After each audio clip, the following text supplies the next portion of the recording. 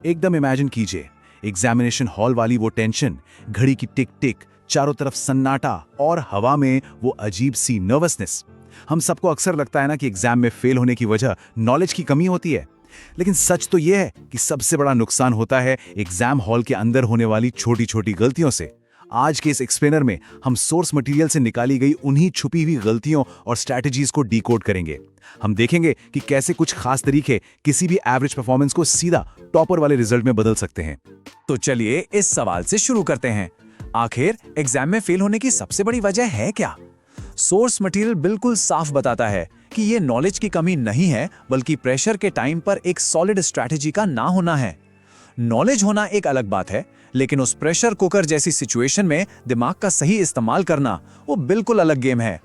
आज हम जो स्ट्रैटेजीज समझेंगे वो किसी भी कैंडिडेट को एक टॉप परफॉर्मर बना सकती हैं। तो आज के इस एक्सप्लेनर में 4 अहम बातों पर फोकस रहेगा। पहला, विनिंग एग्जाम माइंडसेट। दूसरा, जरूरी एग्जाम हॉल डूज। तीसरा, क्रिटिकल एग्जाम हॉल डोंट्स। और चौथा, द गोल्डन टॉपर स्ट्रैटेजी। चलिए आगे बढ़ते हैं। सबसे पहले बात करते हैं सेक्शन 1 की, विनिंग एग्जाम माइंडसेट यानी प्री एग्जाम प्रिपरेशन। मैंने जितनी तैयारी की है वो काफी है। सुनने में बहुत सिंपल लगता है ना, लेकिन ये सिर्फ एक लाइन नहीं बल्कि एक बहुत ही पावरफुल सेल्फ अफर्मेशन है। एग्जाम हॉल में कदम रखते ही अक्सर पैनिक हावी होने लगता है। सोर्स मटेरियल की सलाह है कि उस पैनिक को पूरी तरह से कॉन्फिडेंस से रिप्लेस करना होगा। अंदर जाने से ठीक पहले खुद से ये कहना दिमागी शांति और फोकस को एकदम से वापस ले आता है। और इसीलिए ये बात बिल्कुल सच है कि confidence is equal to half victory. मतलब आत्मविश्वास है तो आधी जीत पक्की है। मनोवैज्ञानिक तौर पर यानी मेंटली तैयार रहना उतना ही जरूरी है जितना कि किताबों में सिर खपाना। अगर कोई पूरे कॉन्फिडेंस के साथ अपनी डेस्क पर बैठता है तो समझ लीजिए आधी लड़ाई तो वहीं जीती जा चुकी है। अब आते हैं सेक्शन 2 पर, जरूरी एग्जाम हॉल डूज यानी वो प्रोएक्टिव स्टेप्स जो हर हाल में लेने हैं। शुरुआत के 2 से 3 मिनट ये नंबर बहुत ही क्रिटिकल है। अक्सर क्या होता है, क्वेश्चन पेपर मिलते ही लोग पागलों की तरह लिखना शुरू कर देते हैं। ऐसा बिल्कुल नहीं करना है। पहले 2 से 3 मिनट सिर्फ और सिर्फ पूरे पेपर को स्कैन करने में इन्वेस्ट करने चाहिए। इसका सीधा सा मकसद है आसान सवालों को पहचानना और दिमाग में एक टाइम स्ट्रैटेजी सेट करना। यह 2 मिनट का छोटा सा इन्वेस्टमेंट बाद में बहुत बड़ा रिटर्न देता है। तो पेपर स्कैन करने के बाद क्या? सबसे पहले आसान सवालों को निपटाना है। इससे होता यह है कि जब सही जवाबों पर टिक लगने शुरू होते हैं तो एक मोमेंटम बनता है, कॉन्फिडेंस एकदम से बूस्ट होता है और सबसे बड़ी बात, टाइम बचता है। इसके साथ ही स्मार्ट टाइम मैनेजमेंट, हर सिचुएशन में शांत रहना और एंड में रिवीजन के लिए टाइम बचाना, ये वो पिलर्स हैं जिन पर एक टॉप क्लास परफॉर्मेंस टिकी होती है। और इसी में एक बहुत ही इंपॉर्टेंट रूल आता है, मूव ऑन करना सीखना। बहुत बार किसी एक मुश्किल सवाल पर अटक कर सारा टाइम उसी में लगा दिया जाता है। किसी भी एक सेक्शन या सवाल पर फंस कर नहीं रहना है। हर सवाल का एक टाइम लिमिट सेट होना चाहिए और वो टाइम पूरा होते ही बस आगे बढ़ जाना चाहिए। यही सबसे स्मार्ट मूव है। जब टाइम मैनेजमेंट की बात हो ही रही है तो याद रखिए कि एग्जाम के आखिरी 5 से 10 मिनट किसी भी कीमत पर रिजर्व रहने चाहिए। ये टाइम सिर्फ और सिर्फ आंसर्स को क्रॉस चेक करने के लिए है। सोर्स मटेरियल भी यही हाईलाइट करता है कि वो जो सिली मिस्टेक्स होती हैं ना, जो फालतू में मार्क्स कटवाती हैं, वो बिल्कुल इसी आखिरी टाइम में पकड़ी जाती हैं और सुधारी जा सकती हैं।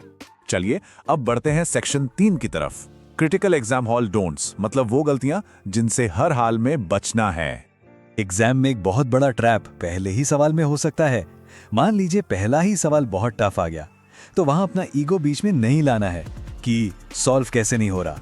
उस पर अटकने की बजाय उसे स्किप करना ही सबसे बड़ी समझदारी है। इसी तरह ब्लाइंड गैस करना, बिना बात के टाइम वेस्ट करना और हर छोटी बात पर ओवरथिंकिंग करना, ये वो गलतियां हैं जो महीनों की मेहनत पर पानी फेर सकती हैं। एग्जाम हॉल का माहौल अक्सर 2 तरह का होता है। एक तरफ वो जो पैनिक में है ये देखकर कि आसपास वाले कितनी तेजी से लिख रहे हैं, कितनी एक्स्ट्रा शीट्स ले रहे हैं। दूसरी तरफ होता है एकदम शांत माइंडसेट, जिसका फोकस सिर्फ और सिर्फ अपने पेपर पर होता है। देखिए, हर किसी की स्पीड अलग होती है। दूसरों को देखकर अपनी स्पीड बिगाड़ना या घबराना एक बहुत ही डैमेजिंग आदत है। एक और भयंकर गलती है ब्लाइंड गैस, यानी हवा में तीर चलाना। जब जवाब का कोई आइडिया ही ना हो तो बस तुक्के मारने से बचना चाहिए। सोर्स मटेरियल बहुत ही क्लियर वार्निंग देता है कि जहां नेगेटिव मार्किंग होती है वहां इस तरह का अंदाजा लगाना फाइनल स्कोर को पूरी तरह बर्बाद कर सकता है। अभी थोड़ी देर पहले 5 से 10 मिनट की बात एक पॉजिटिव तरीके से हुई थी।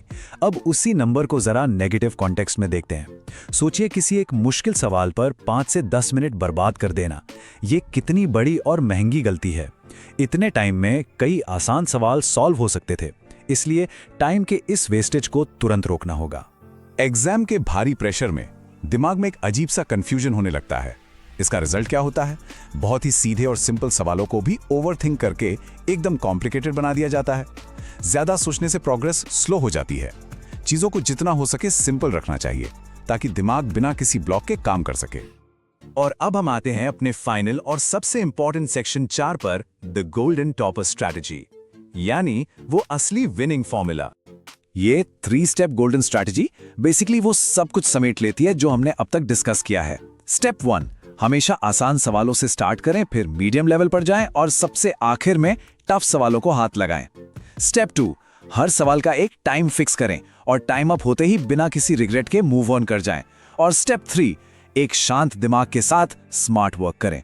बस यही वो सॉलिड प्लान है जो टॉपर्स फॉलो करते हैं।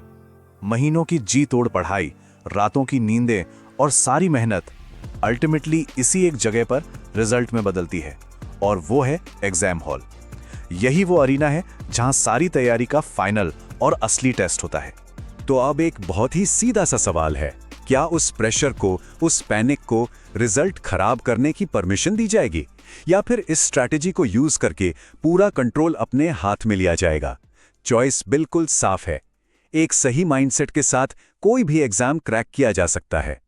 सोर्स मटेरियल से मिली ये बातें यकीनन हमें अपनी स्ट्रैटेजी रीथिंक करने पर मजबूर कर देती हैं।